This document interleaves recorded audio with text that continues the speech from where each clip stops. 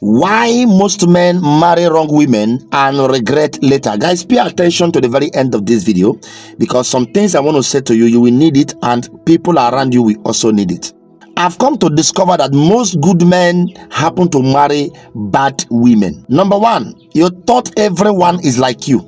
You thought she is like you because you have a good mind, because you're a good person, you had a good heart towards her. So you were thinking that she too is like you, that what you feel for her is what she's feeling for you. But unknowingly to you, you are in love, but she is in transaction. She's in business. She's very focused. She's working with her brain, but you are working with your heart. You were thinking she has good mind towards you like you do to her. I've come to discover that most good men, they fall into the hand of a bad woman that will use them, drain them, and dump them. And the reason is this: you are just a good person. Most of the time, those that fall victim are good men. Good men.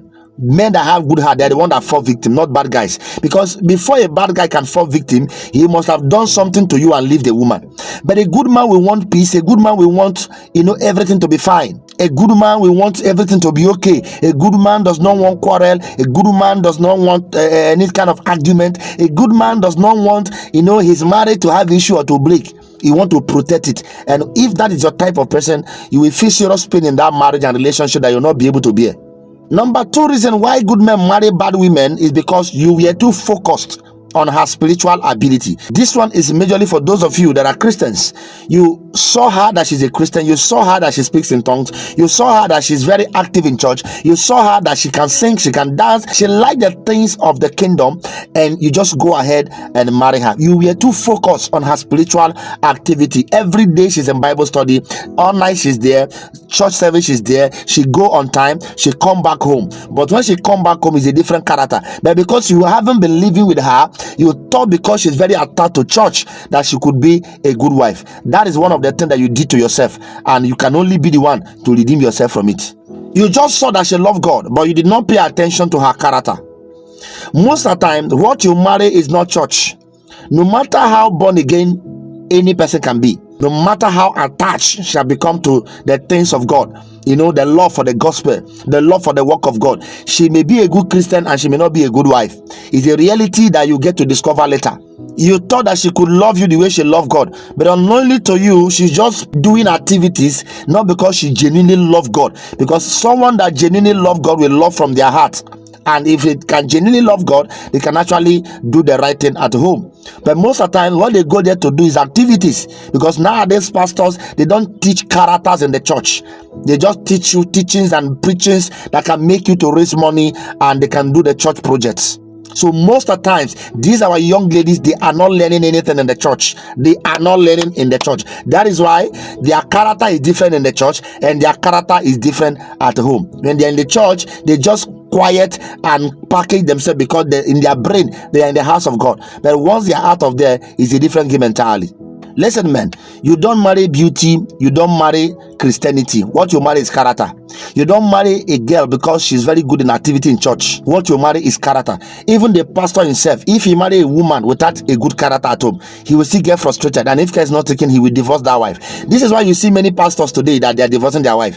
It's not because they wanted to, but because they couldn't put up with their character. They couldn't continue with their character. It's affecting their life, affecting their destiny, even affecting their calling. So they have to do away with it, no matter what the world will say. I'm telling you the simple truth. You don't marry spirituality. What you marry is character. Let me say this to you if you don't know. A woman can be a good Christian but a bad wife. This is where it becomes so trickish. She can be a good Christian but a bad wife. Did she not love God? Yes. Is she not committed in church? She's committed. She does everything. She sows seeds. She makes sacrifices, but she's a bad wife at home. She does not have the character to keep a man. She can't respect a man. She can't obey a man. She cannot be humble because she wants to argue everything in the house. She's not a good wife, but she's a good Christian. Attend the church. And that is why when you complain about anything, they won't even listen to you. And to some pastors that doesn't pay attention to build homes right in their messages in the congregation, if you complain the character of a woman or a wife to her pastor, he will calm you down and be telling you that you are the one doing the wrong thing. People find it difficult to tell women that they are doing the wrong thing because they know that the woman will never take it. Instead, she will leave the church to another place. Someone can actually be a good person but not compatible with you. That is why you can be living with a woman, she's a good person, but she is not your wife. She's another man's wife. This is the major problem that can happen to you as a man. You marry a woman that is not your wife. You thought she's your wife, but she's not your wife. Why in the marriage you will discover that she's not your wife? No matter your best, it can never be enough. That is one of the way to discover that you are married a woman that is not your wife. You do your best, but your best will not be enough. Your best will not be seen. Your sacrifices will never be appreciated. It will look as if you are doing nothing, but you are putting everything in the marriage to make sure that she's happy, but she's not seeing it. Instead, she abuses you the more, she offends you the more, she angers you the more to make sure that you never enjoy a day in that marriage. It's a sign that you married a woman that is not your wife, but she's good with other people. You will hear people appreciate her. You will hear people praise your wife. Say, man, I just like your wife. But inside the marriage, you will know that that woman is not doing the things you want her to do. She argues with you, she quarrels you. She's a good woman, but she's not your wife. It's a big problem. See, man, if this is your case, the more you try to make it work, the worst it's become. The best thing you can do at this time is to just let go. Honestly, so that you have some time to be able to walk in your future. Because if you leave what is troubling you now, you have a better tomorrow. If you use because of the sacrifice you have made in the past, the effort put into say you will not leave what is troubling you now, you will create more problem for you in time to come. The third reason why good men marry bad women is because you were carried away by outward look. Listen, many of you men, I don't know why you don't pay attention to the inner beauty of a woman. You saw her backside, you saw her oranges, you saw her facial beauty, her facial expression. She just looks so beautiful, and that is finer.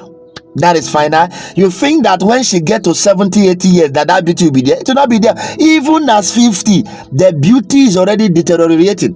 The beauty is already fading away. Once she give birth to one, the beauty has been tempered with. I'm telling you the simple truth. Especially if she has fat in her body. Once she born one, she does scatter. Don't think that the facial beauty of a woman will remain forever. And this is the most thing that makes you meant to be carried away. She's beautiful, she's elegant, she looks so good. Her oranges, they report. Her backside, they report. And you find it difficult to leave her. She's all round everywhere. She looks so amazing, and that is all you see. You are physically carried away. You are carried away by the physical beauty. By the time you marry such a woman, you will discover that character beauty cannot be compared to physical beauty. The beauty of a woman's character can never be compared to her facial beauty, because the beauty of a woman's character goes beyond physically down to the spiritual realm. This is why that a man can marry a woman that is facially ugly, but he can do everything for that woman. Why? Because there is a kind of honor that woman is giving to him. In his eyes, the woman is pretty and beautiful, the most beautiful woman. But someone will look at the woman and say, what do you see for this girl body self? What do you see for this girl body self? Sir, what did you see? You never see him.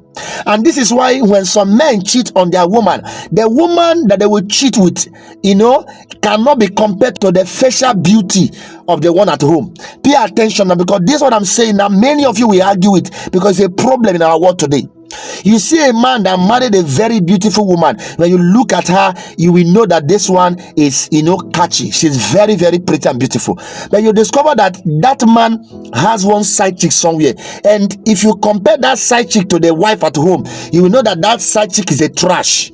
She's ugly, she's short, she's not beautiful, she not get backside, she not get front side. But sir, listen, if you know the kind of thing where that side chick they give the man, you will not argue it.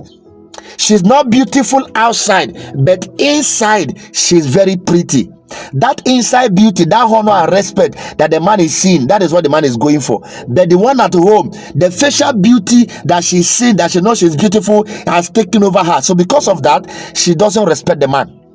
You saw that the body, the oranges and the backside are massive. So you have to fall into the trap, because something must kill a man. You saw her big, her front chest they shake, her backside they shake. Something must kill a man. Must you be the man that something must kill? You are carried away by facial beauty. Pay attention to the inner beauty, because that's what will sustain you in the time of trials. The inner beauty is what will sustain you when you don't have money to provide. The inner beauty will sustain you when you don't have a roof over your head. The inner beauty will sustain you in time of turbulence. The inner beauty will sustain you when she begins to grow old, that the facial beauty will be fading away. If you marry her because of facial beauty, you will regret. Every man must know that the facial beauty of a woman can never remain forever. It's only a man that gets more handsome when he grows old, but a woman, beauty fades when she grows old. So a man and a woman, they are not the same. Pay attention to that. God bless you. If you watch to this end and you love this video, give me thumbs up, like the video, drop a comment and say thank you, Lucky, for this information. If you have experience on the things I've said as well, also share it. This is a platform where we learn together. Somebody will read it and that person will be blessed as well. I want to say a very big thanks to every one of you that have subscribed to this channel, and to you that have not subscribed, please kindly subscribe right now. I've actually recommended some very important videos, as you can see right there on your screen, and I'm trusting God as you watch them, more knowledge will be imparted. Bye for now. See you next time.